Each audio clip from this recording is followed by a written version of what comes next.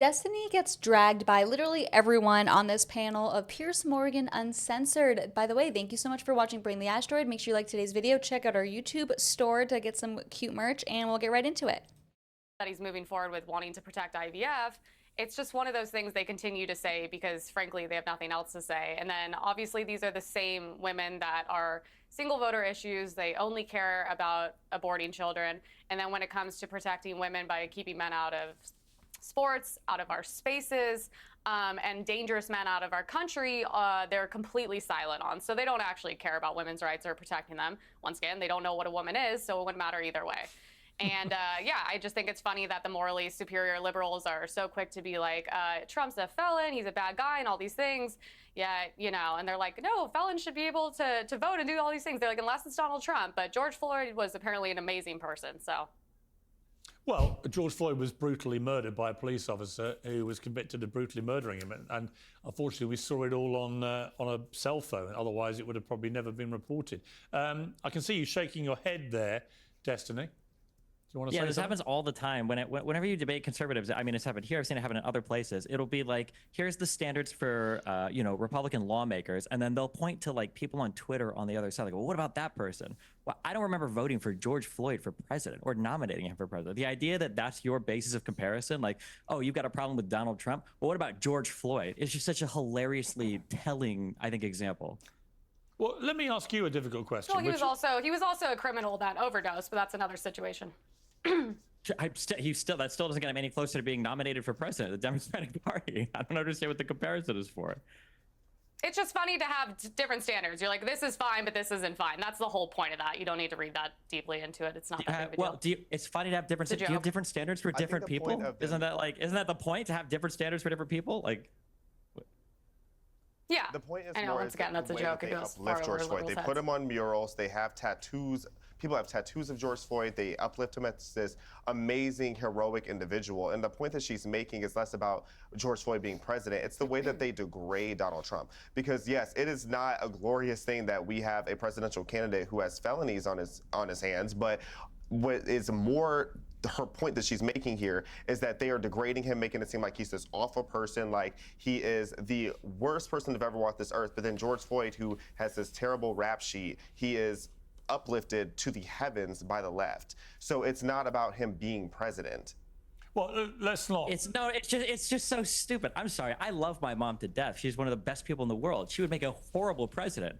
Okay, if my mom was auditioning to be my mom, I would be #1 her supporter. If my mom was auditioning for president, I'd be her biggest hater on the internet. Like, obviously, you have different standards for different people. This is such an insane point. Why would you even try to defend this? At least let her dance away gracefully. And also, the entire point is the left right? has different standards for everything except for Donald Trump. That's the whole point. Anything he does is horrible, but if anyone other let's talk about. I tell you what. Let's talk about. Let's talk about different standards, because I found it fascinating, Destiny, over the weekend, that out of nowhere, Dick Cheney, who was named Darth Cheney after Darth Vader by Democrats for 20 years, he was to them the evil personification, the villain figure of all conservative ills in America. The guy who took America into the illegal war in Iraq, who trampled over human rights left, right, and center. And yet suddenly he pops up because he doesn't like Donald Trump and says, I'm going to vote for Kamala Harris. And rather than renounce that endorsement with great speed, which is what she should have done if she had any principles, she issued a statement saying, I'm proud to receive Dick Cheney's endorsement. What happened to the 24 years of Dick Cheney's the most, according to Joe Biden in 2008, the most dangerous vice president in the history of the United States, is what he said about Dick Cheney. And here's his own vice president saying how proud she is to get that endorsement.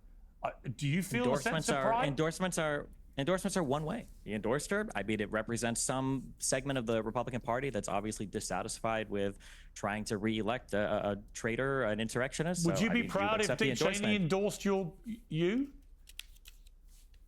For running for president, you take any endorsement you can get, of course. Really? Just because somebody endorses you, whoa, just because somebody endorses you doesn't mean that you support their beliefs. You take any endorsement you can get. So if Adolf Hitler decides to offer an endorsement, you would accept it. A vote is a vote. Just because somebody endorses you doesn't mean that you have to. what does it mean to You reject would an literally endorsement? take an What do we say- endorsement what from do we- Adolf Hitler to win power? Well, right now I wouldn't because Hitler's dead. So I don't know what is the point? Do you have to go Well, let me around give an and try to example. disavow different segments of voters that let are me voting bring for you? it- let This me is bring such it a up to nonsense. speed. This is such a nonsense question. It's actually Peter. a What are very we good talking question. about? It's a very good question. Absolutely not. But I'm going to bring in a living figure. If Kim Jong-un decided to offer an endorsement to Kamala Harris, should she accept it or not? When you say accept an endorsement, should she have a formal ceremony celebrating it? If Kim Jong-un today said, I endorse from North Korea Kamala Harris to be president of the United States, would you think she should accept that? Tell me what you mean when you say accept it.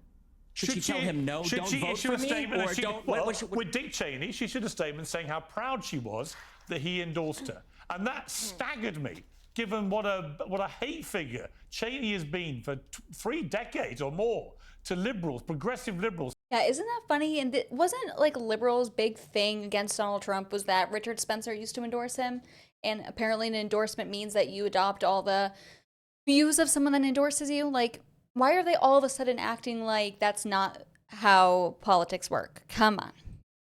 Here's one of the most progressive, if not the most progressive liberal Democrat nominee in American presidential history, saying how proud she is that Dick Cheney endorsed it. So my question to you was frivolous to start with. Would you accept Hitler's endorsement for a candidate? And you said absolutely. We didn't dispute it. And then you said, but he's dead. So then I said, well, what about Kim Jong-un or President Xi or Vladimir Putin or the Ayatollah Khomeini? I mean, at what point do these endorsements, if you accept them proudly, become actually disgraceful slurs on your own integrity? This is a nonsense question. And I remember back in 2008, I watched Ron Paul get hit with the same question. When I was a young college kid, I used to be a libertarian.